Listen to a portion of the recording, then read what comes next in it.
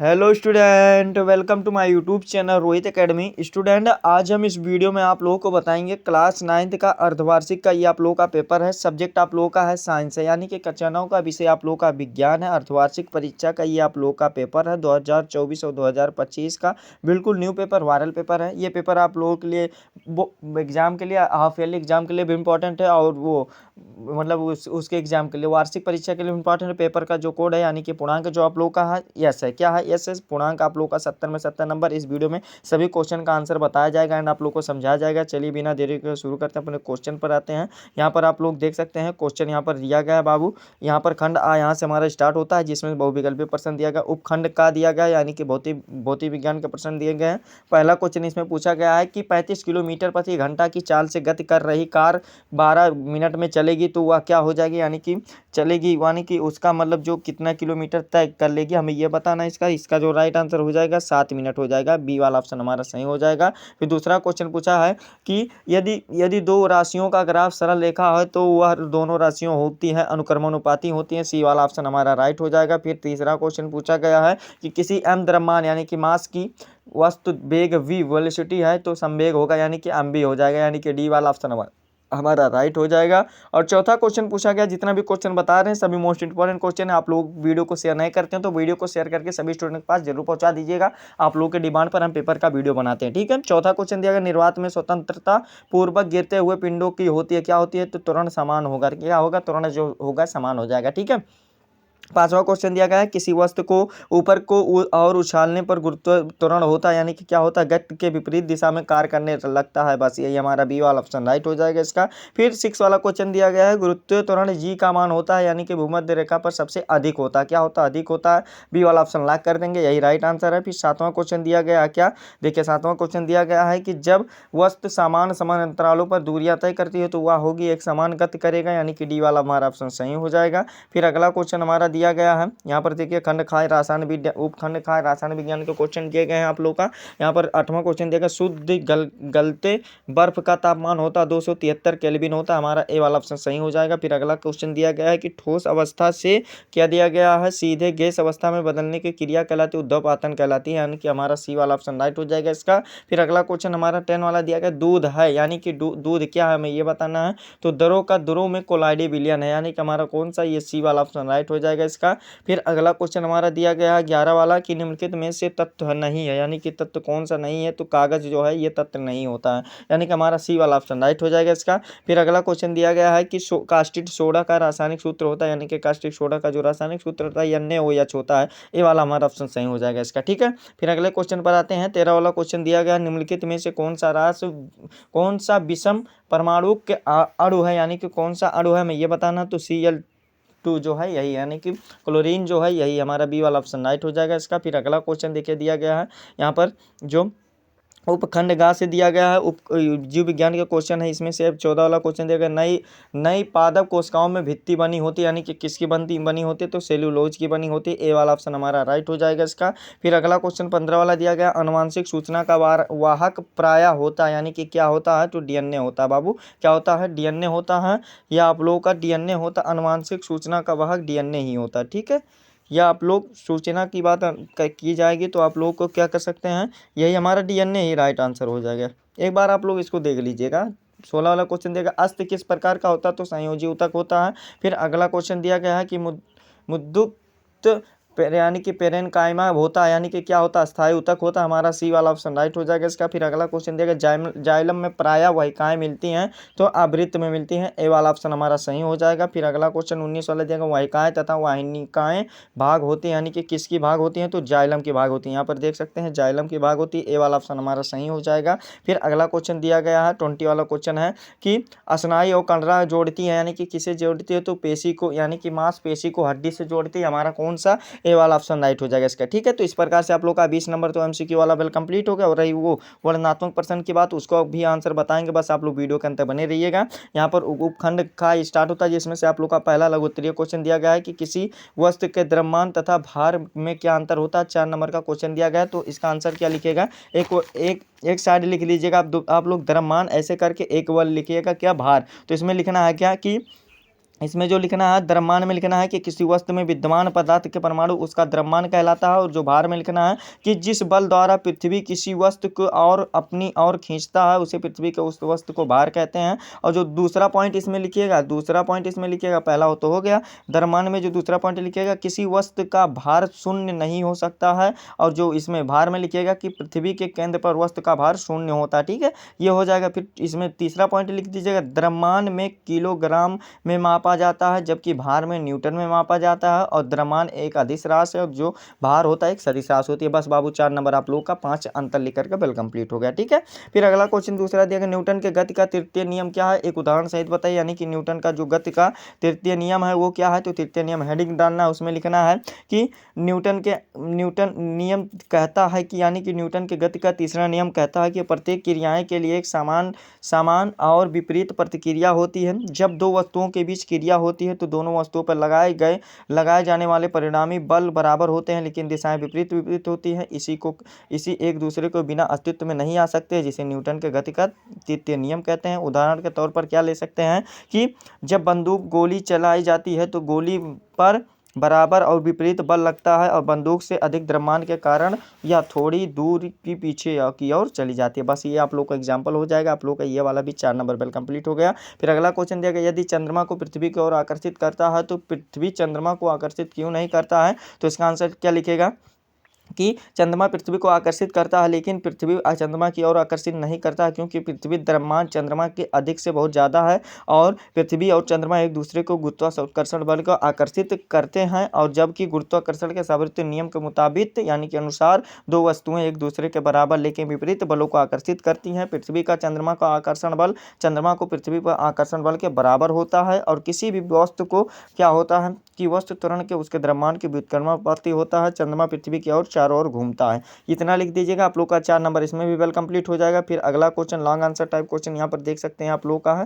यानी कि विस्तृत उत्तरीय प्रश्न दिया गया, न्यूटन के गति के दूसरे नियम को लिखिए, इसके आधार पर बल की परिणाम स्वरूप परिणात्मक परिभाषा दीजिए और बल का मात्रा लिखिए। यानी कि ये लिखना है। तो इसका न्यूटन के गति का जो आप लोगों का दूसरा नियम होता है उसको बता दे रहे हैं कि न्यूटन के गति के दूसरे नियम के अनुसार किसी वस्तु पर लगने वाला शुद्ध बल उस बल के द्रव्यमान और त्वरण के गुणनफल के बराबर होता है।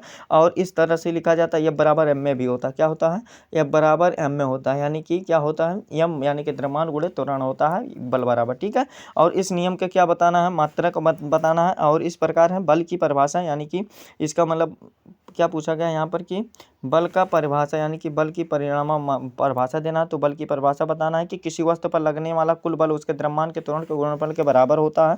और इसका जो मात्रक होता है यानी कि बल का जो मात्रक होता है 1 न्यूटन वह है जो 1 न्यूटन वह है जो 1 किलोग्राम के संयुक्त पर लग करके उसमें 1 मीटर प्रति सेकंड स्क्वायर का त्वरण उत्पन्न करता है। ठीक है, इतना लिख दीजिएगा, आप लोग का वेल कंप्लीट हो जाएगा 6 नंबर। फिर अथवा करके भी आप लोगों के लिए ऑफर दिया जाएगा, तो एक बता दिया कि आप लोग स्वयं से भी तैयार कर सकते हैं। ठीक है, रसायन विज्ञान के क्वेश्चन यहाँ से हमारा स्टार्ट होता है, जिसमें से आप लोग का देखिए क्या दिया गया है, समांगी।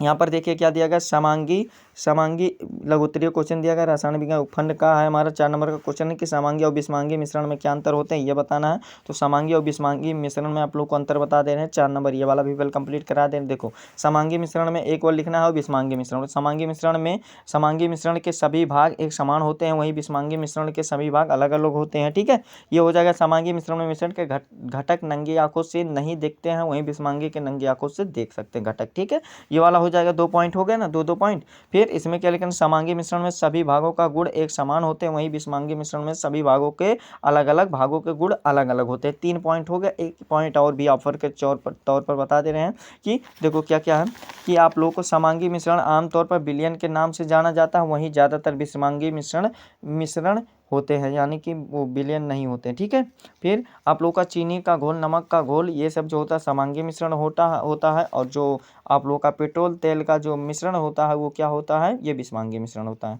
ठीक है, फिर आप लोग का ये आप लोग का 4 नंबर वेल कंप्लीट हो जाएगा। फिर आप लोग का 6 वाला क्वेश्चन देगा, निम्नलिखित योग का सूत्र और इकाई द्रव्यमान का परिकलन कीजिए। यानी कि आप लोग को इसका इकाई का परिकलन करना है। तो चलिए आप लोग को इसको भी बताते हैं। ZnO दिया गया ना, ZnO2 जो द्रव्यमान हो जाएगा जाएगा 81 हो जाएगा। क्या हो जाएगा? 81 हो जाएगा।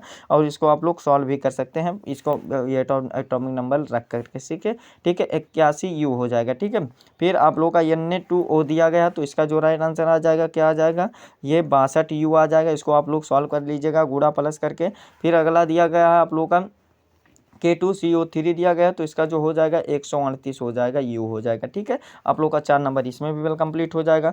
फिर अगला क्वेश्चन देखिए क्या दिया गया है, यहाँ पर देख सकते हैं आप लोग का दिया गया है कि स्थिर अनुपात के क्या दिया गया है, स्थिर अनुपात के उदाहरण सहित समझाइए, अथवा करके भी दिया गया आप लोग को।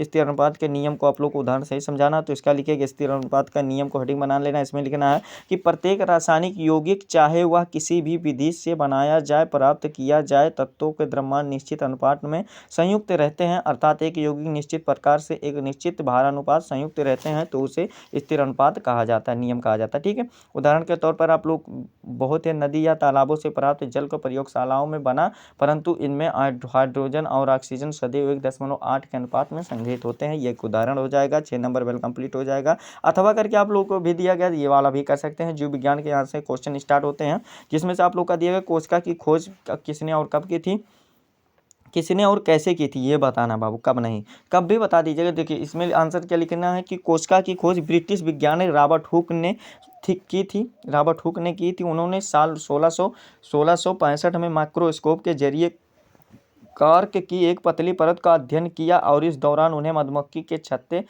से जैसे कोष्ठ दिखे, और जिन्हें उन्होंने कोसा नाम दिया। रॉबर्ट हुक ने कोशिकाओं को जीवन की बुनियादी कार्यात्मक और संरचनात्मक इकाई बताया। रॉबर्ट हुक को कोशिका विज्ञान का जनक भी कहा जाता है। बस आप लोग इतना लिख दीजिएगा। 4 नंबर का क्वेश्चन है, 4 नंबर वेल कंप्लीट हो जाएगा। फिर अगला क्वेश्चन दिया गया एटीपी का पूरा नाम है, एटीपी का कार्य क्या होता है इसका बताना। तो एटीपी का जो पूरा नाम होता है एडेनोसिन ट्राइफॉस्फेट होता है। यह एक रासायनिक अणु है जो कोशिकाओं को ऊर्जा को परिवहन करता है, और इसका कोशिका ऊर्जा मुद्रा भी कहा जाता है, यानी कि कोशिका की ऊर्जा मुद्रा भी कहा जाता है। ठीक है, ऊर्जा यानी कि एनर्जी रुपीज भी कहा जाता है। ठीक है, और इसका जो कार्य होता है, देखिए इसका कार्य भी आप लोग यहाँ पर लिख दीजिएगा। क्या कार्य क्या हो जाएगा, या कोशिकाओं के अंदर ये जो होता है यह सभी जीवित जीवों में पाया जाता है। ठीक है, और इसका आप लोग कार्य भी लिख दीजिएगा, बहुत है। या कोशिकाओं को प्राथमिक स्रोत प्राप्त करता है, और इसका कार्य लिखना चाहे तो एटीपी को रिसाइकल किया जा सकता है। ठीक है, ये वाला भी आप लोग लिख दीजिएगा, आप लोग का बिल कंप्लीट हो जाएगा। फिर अगला क्वेश्चन देगा पौधों में वाष्पोत्सर्जन का कार्य का उल्लेख करें, यानी कि पौधों को वाष्पोत्सर्जन कार्य के निम्नलिखित हैं, क्या क्या कार्य होते हैं। देखिए कि निम्नलिखित कार्य हैं पौधों में उस वाष्पोत्सर्जन के निम्नलिखित कार्य हैं, कई कार्य हैं। पौधों में पानी को ऊपर की ओर ले जाने में मदद करता है, ये पहला पॉइंट हो जाएगा। दूसरा पॉइंट लिखिएगा कि पौधों के तापमान को नियंत्रित करने में मदद करता है, ये दूसरा पॉइंट हो जाएगा। फिर पौधों के विभिन्न भागों में पानी और खनिजों को संवहन करता है, ये तीसरा पॉइंट हो जाएगा। पौधों को शरीर में पानी के लगातार निष्कासन के कारण पौधों के भीतर पानी का संतुलन बना रहता है, ये वाला हो जाएगा। या पराशरण दर को बनाए रखता है और कोशिकाओं को कठोर बनाए रखते हैं, तो ये वाला आप लोग का 4 नंबर भी बिल कंप्लीट हो जाएगा। ठीक है, और जो हमारा अगला क्वेश्चन दीर्घ उत्तरीय क्वेश्चन बायोलॉजी के 6 नंबर का दिया गया एक क्वेश्चन है। देखिए क्या दिया गया है, पौधों में जटिल ऊतक क्या है, पौधों में जटिल ऊतक क्या है, इसका संक्षेप में सचित्र वर्णन कीजिए, यानी कि चित्र बना करके इसका वर्णन करना है। तो चलिए आप लोग का इसका पौधों का जटिल जो ऊतक है उसको पौधों का चित्र बना लीजिएगा, और सभी नाम को दर्शा दीजिएगा। हम उसके बारे में बता दे रहे हैं क्या क्या लिखना है। तो पौधों में एक जटिल ऊतक एक से ज़्यादा तरह की कोशिकाओं से मिलकर बने होते हैं, ये कोशिकाएं एक इकाई के रूप में काम करती हैं। पौधों में जटिल ऊतकों को संवहन या संवहनी ऊतक भी कहा जाता है। पौधों में जटिल ऊतकों 2 उदाहरण है, जाइलम और फ्लोएम होता है, और इन दोनों ऊतकों को काम अलग अलग होता है। जाइलम हेडिंग बना लीजिएगा, इसमें क्या लिखना है कि यह पौधों के तने और शाखाओं से पत्तियों तक पानी और खनिज लवणों को पहुंचाना। तो यह पौधों के यानी कि जाइलम जो होता है यह पौधों के तने और शाखाओं पत्तियों तक पानी और खनिज लवणों को पहुंचाता है, और जाइलम ऊतकों में वाहिकाएं वाहिनिकाएं और तंतु होते हैं। ठीक है, ये वाला हो जाएगा। और फ्लोएम में लिखेंगे या पत्तों के पौधों के बाकी हिस्सों में क्या करते हैं, यानी कि हिस्सों में भोजन को एक दूसरे को पोषक तत्वों को पहुँचाता है। और फ्लोएम के चलनी नलिकाएँ, चलनी कोशिकाएँ और शाक कोशिकाएँ भी और तंतु होते हैं। ठीक है, इस प्रकार से ये वाला हो जाएगा। और आप लोग का 6 नंबर इसमें वेल कंप्लीट हो जाएगा। कब, जब आप लोग इसका चित्र भी बना देंगे तब। अथवा करके अभी दिया गया है हरित लौकों का सचित वर्णन और कार्यों का वर्णन कीजिए तथा। तो ये वाला भी आप लोग कर सकते हैं। आप लोग का यही 70 में 70 नंबर वेल कंप्लीट तरीके से आप लोग को इस वीडियो में संपूर्ण तरीके से हम बता दिए एंड आप लोग को समझा दिया। आप लोग को ये हमारा प्यारा सा वीडियो कैसा लगा है कमेंट करके जरूर बताइएगा। हाँ, अगर आप हमारे चैनल पर नए हो तो चैनल को सब्सक्राइब कर लीजिएगा, बेल आइकन दबा दीजिएगा। और आप लोगों के लिए एक काम रहेगा, बाबू आप लोगों की डिमांड पर ही पेपर का वीडियो बनाते हैं, लेकिन आप लोग वीडियो को शेयर नहीं करते हो। तो इस वीडियो को आप लोगों का यही काम रहेगा कि कक्षा 9 के यानी कि क्लास 9 के जितने भी स्टूडेंट उनके पास जरूर शेयर करके पहुंचा दीजिएगा। ठीक है, चलिए हम आप लोगों से मिलते हैं नेक्स्ट वीडियो में नेक्स्ट टॉपिक के साथ। तब तक के लिए जय हिंद, जय भारत, वंदे मातरम।